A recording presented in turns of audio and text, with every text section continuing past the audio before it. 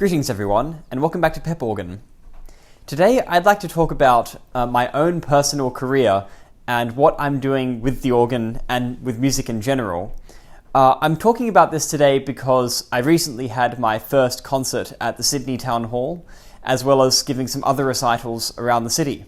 And something that often comes up when I give concerts is people come to me and ask when I'm going to be studying in Europe, or whether I'm going to be moving overseas to the US or the UK, or somewhere much more famous than Australia, at least in terms of classical music and the organ.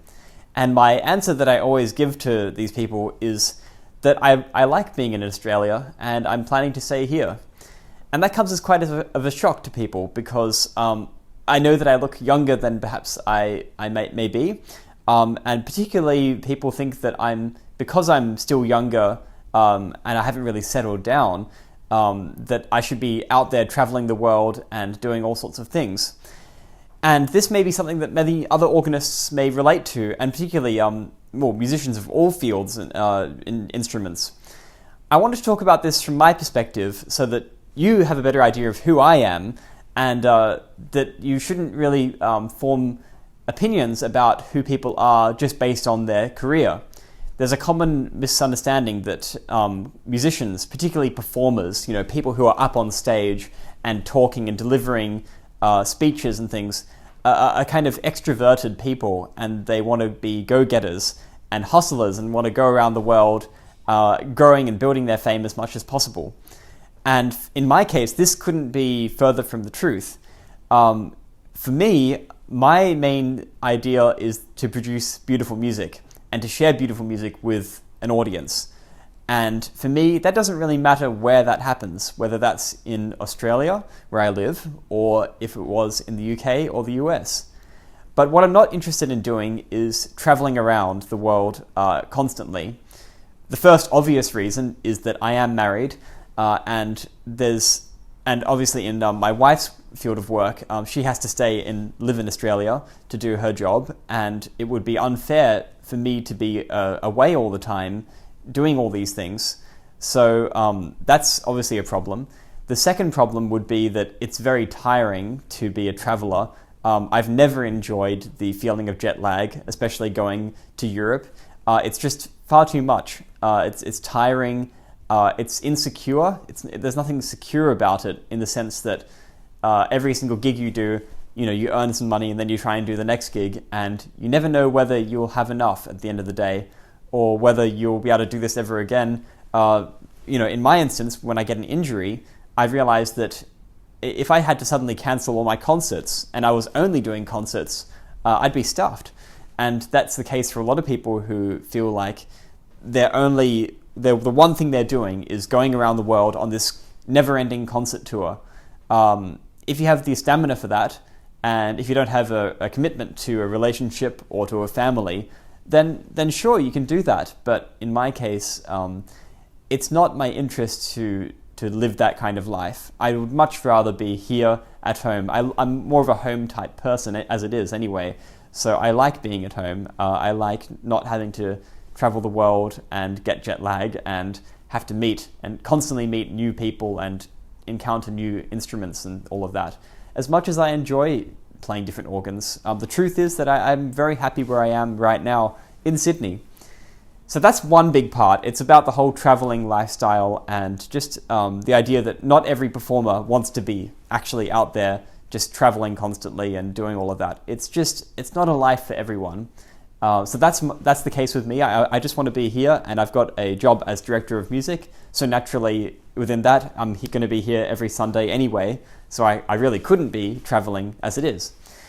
And then the next reason is really about Australia and Sydney in particular. I've been living in Sydney for the last, 7 years, and I love living in Sydney. It's a beautiful city. It's very iconic. I know that lots of people come here because it's so famous. We have the Sydney Opera House, we have the Harbour Bridge, we have beautiful clean air here, which is something that you might not appreciate until you really experience that. We have sunny, clear skies and beautiful weather. It's never quite too hot. It can get rather hot in summer, but never too hot. and never gets too cold either. We never get snow. So it's a lovely place to live. And the other thing I love about Sydney is that it's very multicultural. And as a person who is married to my wife is Kim is Vietnamese, we love experiencing food from all different cultures and cuisines. It's great to see people of all different walks of life and getting to know them, particularly through church, but also just in general. There's all sorts of different people around the city, and that's a great thing. I think it's really nice to have that diversity. I also just like the architecture of Sydney. Having grown up here, I really appreciate the blend of colonial architecture from the Victorian era, so 19th century, as well as a lot of modernist architecture. A lot of the buildings in Sydney are very tastefully constructed, even the modernist ones. There's nothing too garish. I find that's actually a bit different.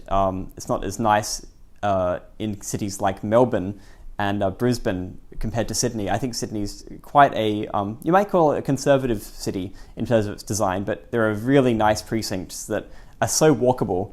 And as someone who doesn't drive, I really enjoy the experience of being able to walk around the city, being able to walk right into the city centre. It's not too packed and busy like some cities are, but it's also not completely empty. So it's a nice balance. And if you look at some of the things that the government has been doing recently, building all of these new neighbourhoods that are really walkable and full of greenery, and also the new public transport system. If you haven't actually tried the public transport in Sydney, and this is coming from someone who's been around a lot of the world, and particularly to some of the best train systems in Asia, I do think that Sydney's train system and public transport system in general is one of the best in the world. So you can obviously debate with me about that in the comments, but of course I'm mostly an organ channel, so we should probably keep our discussions about music for the most part.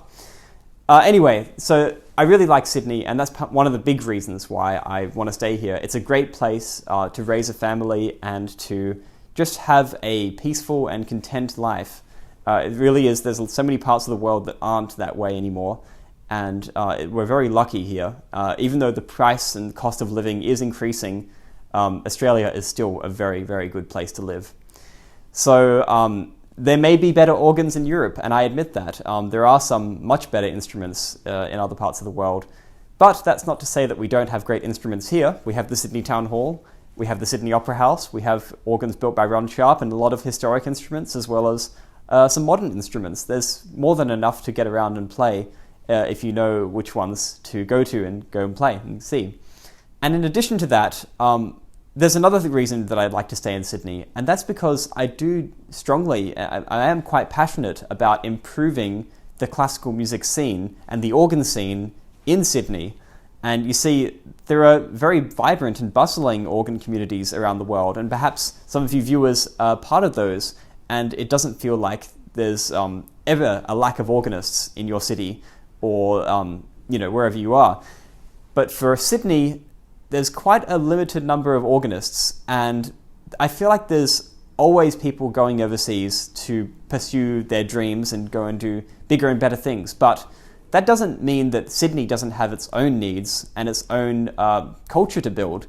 And if everyone just leaves, then it's never going to happen. So as someone who loves Sydney and wants to see it flourish, and particularly culturally, I love staying here, and that's why I'm really preferring to not move to Europe or to the US, but to actually stay here and build something great. And I feel like I'm in a very good place to do that at the moment. So I'm very confident in my decision. I did used to consider going to Europe, but at the end of the day, it's just not me. There are a lot of other people doing that, and that's a great thing. And Australian organists are quite well known around the world. But in my case, I want to stay here, and I hope that you understand that as my viewers.